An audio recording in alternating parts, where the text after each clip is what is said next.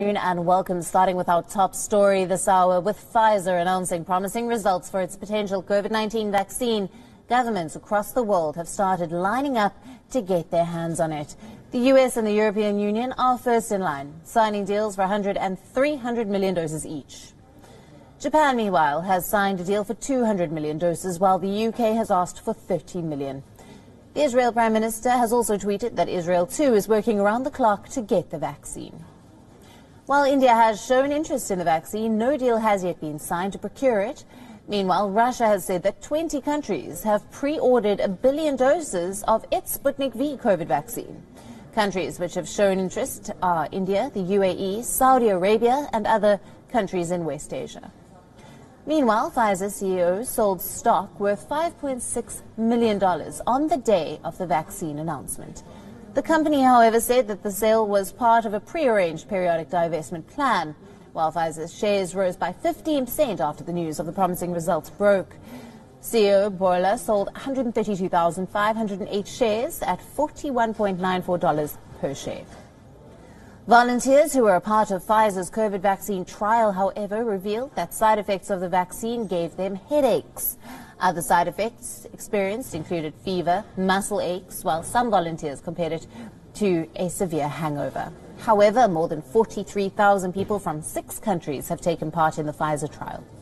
Pfizer and its partner BioNTech are expected to seek US authorization sometime this month. If granted, the companies estimate that they can roll out up to 50 million doses this year. We are at the moment in a close dialogue with regulators around the world. We are talking to the European Medicinal Agency, we are talking to the FDA, we are talking to Canadian Health, to the UK authorities, to the Chinese authorities, to Japanese authorities.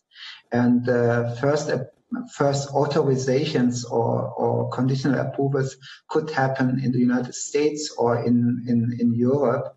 But the earliest time point for starting supplying vaccine will most likely not before mid of December. And this mid of December will also not mean that the situation will dramatically change. So we have to expect that this will be really a difficult winter. It will become worse before it gets better.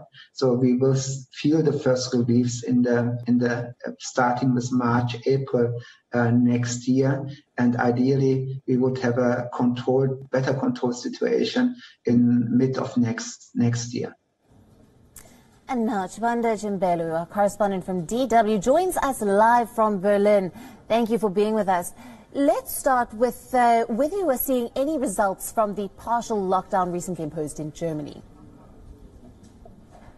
Well, we just had the German health minister this morning earlier on German TV saying that they can't really say if they've seen any results from the partial lockdown. What we can talk about, though, is the new record in terms of the number of coronavirus cases reached in a 24-hour period, new coronavirus cases, that is. And Germany now has logged in 23,542 new coronavirus cases. And so that's the highest number ever since the pandemic began. And that's definitely something that is perhaps cause for concern, despite the fact that the health authorities had said earlier this week that the reproduction rate for coronavirus was now at 0.89, which is not as high. That means that people who are getting infected are not as high as the number of people who are sick with the virus. So that's just something that obviously, in terms of, there's some good news, but there's also bad news with that record number of cases. Right. With that record number of cases, what is life like in Germany right now? Does this go to speaking to how people have responded? Well, in terms of how people have responded, there is a new poll which shows that about 1 in 4 Germans, actually maybe slightly more because it's 26%, is unhappy with the current measures. They think that they go too far. So the partial lockdown is much too stringent for some people. But the good news from that poll was also that more than half of Germans, 54%, support the current measures. However, of course, with 1 in 4 being against it, then we can obviously understand why some people have been protesting against the current measures. Also, of course, what we do see in terms of education is that it's really hard to keep school-going children in school.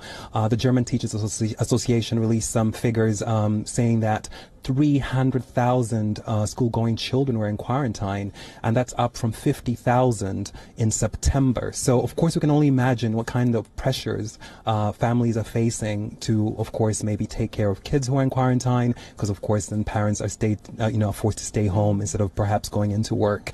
So there's a lot of questions in the air in terms of what will happen when we hit flu season in winter.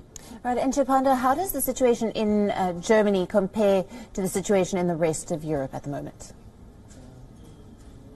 Well, the situation in Germany is not quite as dire as in some other European countries.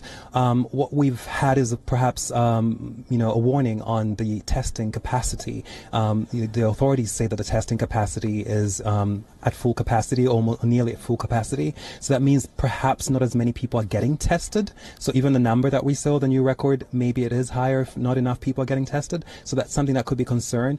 But in terms of IC units that are available, so intensive care units available in hospitals, Germany has more capacity than other countries in Europe, which have, of course, been close to capacity.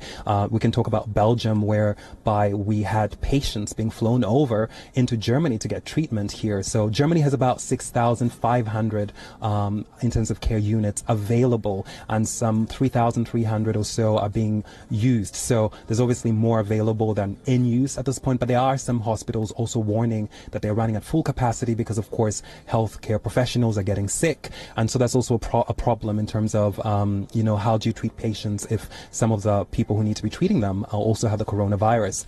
And that's something, of course, that is of much concern here in Germany. Right.